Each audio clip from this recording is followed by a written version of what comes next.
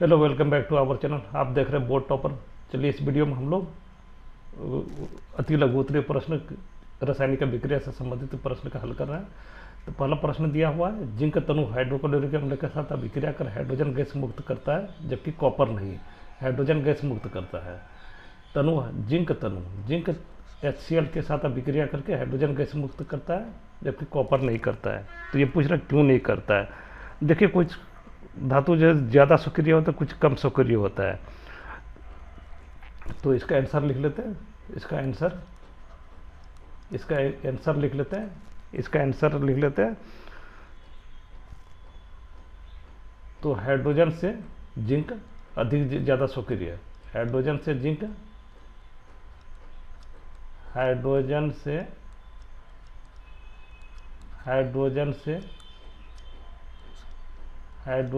Zinc अधिक सक्रिय धातु है। जिंक अधिक सक्रिय धातु है। अधिक सक्रिय धातु है। हाइड्रोजन से जिंक अधिक सक्रिय धातु है। हाइड्रोजन से जिंक अधिक सक्रिय धातु है, जबकि कॉपर हाइड्रोजन से कम। जबकि कॉपर हाइड्रोजन से कम है। जबकि कॉपर हाइड्रोजन से कम सक्रिय है। जबकि कॉपर हाइड्रोजन से कम सक्रिय है। हाइड्रोजन से कम सक्रिय है। हाइड्रोजन से कम सक्रिय है। हाइड्रोजन से कम सक्रिय है। हाइड्रोजन से कम सक्रिय है। इसलिए जब तनु हाइड्रोक्लोरिक से हाइड्रोजन को विस्थापित कर देता है, जबकि कॉपर नहीं कर पाता है। इसलिए यहाँ पे लिख दिया, इसलिए तनु हाइड्रोक्लोरिक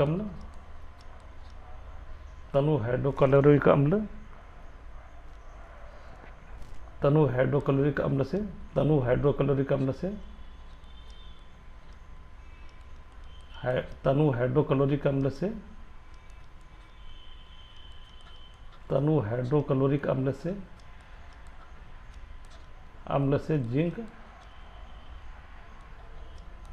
जिंक हाइड्रोजन को विस्थापित कर देता है, जबकि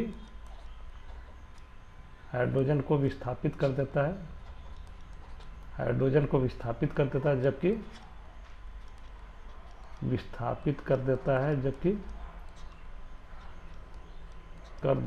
जबकि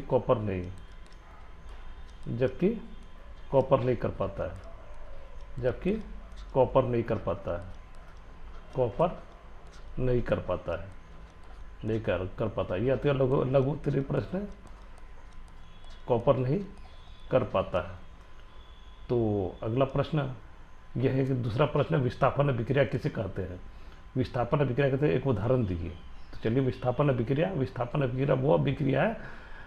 इसका आंसर, विस्थापन अभिक्रिया वो अभिक्रिया जिसमें से दूसरे तत्व को हटा के वो अपना स्थान ग्रहण कर लेता है। वो रासायनिक अभिक्रिया जिसमें कोई तत्व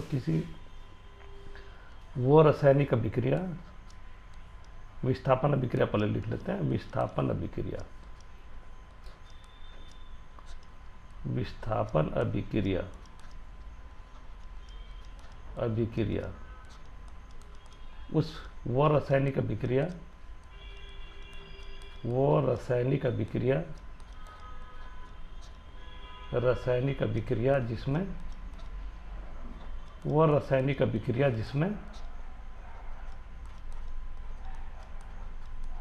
वो रासायनिक अभिक्रिया जिसमें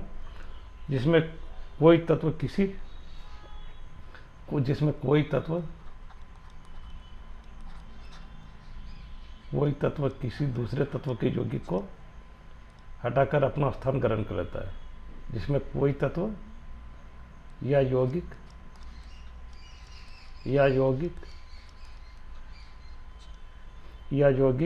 किसी दूसरे तत्व को हटाकर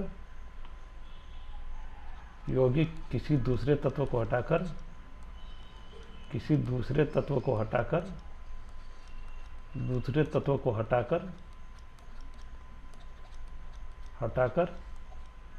उसके स्थान पर आ जाता है। आ जाता है। एग्जाम्पल से देखेंगे तो और क्लियर हो जाएगा। आ जाता है, आ जाता है, आ जाता है, और एक नया यौगिक बनाता है, और एक नया यौगिक बनाता है, नया यौगिक बनाता है, यौगिक बनाता है, नया यौगिक बनाता है, बनाता है, उसे ही विस्थापन विक्रिया कहते हैं, उसे ही विस्थापन विक्रिया कहते हैं, विस्थापन विक्रिया कहते हैं, विस्थापन विक्रिया कहते हैं, विस्थापन विक्रिया कहते हैं, कहते हैं। तो चलिए इसका एग्जांपल देख लेते हैं, उदाहरण देख लेते हैं।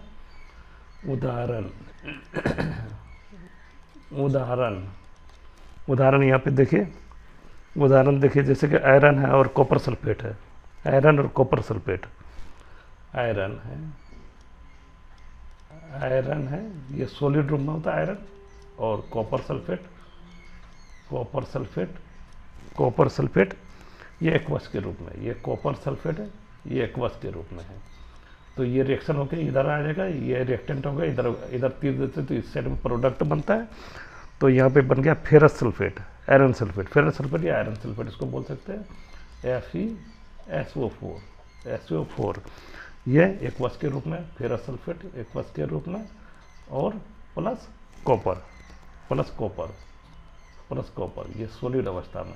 यहाँ पे देखिए इस रिएक्शन में रिएक्टेंट जो है, यहाँ पे आयरन है, यहाँ कॉपर सल्फेट है, कॉपर सल्फेट को आयरन के द्वारा विस्थापित कर दिया गया, हटा दिया गया है, और इसका स्थान, कॉपर का स्थान ये आयरन ले लिया, इसलिए इसको बोलता है विस्थापन विक्रिया है। कॉपर इससे ये पता चलता है कि आयरन ज़्यादा विक्रियाशील है कॉपर से, क्योंकि कॉपर को उसको अपने स्थान से हटा दिया, और यहाँ पे आयरन आके यहाँ पे फेरस सल्फेट बन गया, आयरन प्लस कॉपर सल्फेट, यहाँ पे फेरस सल्फेट बन गया और प्लस कॉपर बन गया। और एक दो एग्जांपल देख लेते हैं, जैसे जिंक है,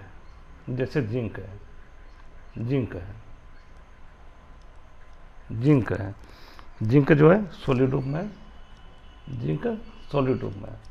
और ये कॉपर सल्फेट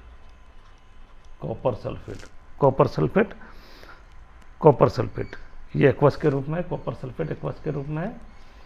तो यहाँ पे देखिए ये रिएक्टेंट है, ये प्रोडक्ट जो बनेगा, जिंक कॉपर को हटा के अपना ये स्थान यहाँ पे ले आएगा, तो जिंक सल्फेट बन जाएगा, ZnSO4, जिंक सल्फेट बन जाएगा, जिंक सल्फेट ये एक्वस के रूप में, और प्लस यहाँ पे कॉपर। इससे भी पता चला कि कॉपर से ज़्यादा विक्रियाशील है जिंक, और यहाँ पे और एक उदाहरण देख लेते हैं, जैसे लेड है, लेड को PbC लिखते हैं, लेड, और यह है copper chloride, CuCl2, copper chloride aqueous के रूप में, तो यहाँ पे देखिए इसको, ये कॉपर को हटा के यहाँ पे लेड आ जाएगा, इसी को विस्थापन विक्रिया बोला जाता है। जैसे कि PbCl2 आ जाएगा, कॉपर को यहाँ पे हटा दिया और लेड उसका स्थान पे ग्रहण कर लिया, PbCl2 कॉपर, लेड क्लोराइड ये एक्वस के रूप में, और प्लस कॉपर। इससे निष्कर्ष ये निकलना है कि कॉपर से ज़्यादा विक्रियाशील है आयरन, कॉपर से जिंक भी ज़्यादा विक्रियाशील है, कॉपर से लेड भी ज़्यादा विक्रियाशील है, इस तरह का और वीडियो देखना चाहते हैं तो वीडियो का प्ले लिस्ट बना हुआ, जहाँ पे बहुत सारा वीडियो है, जाके देख सकते हैं, जिसमें हिस्ट्री, साइंस, मैथ सभी विषय का तैयारी करेगा। Thanks for watching, thank you.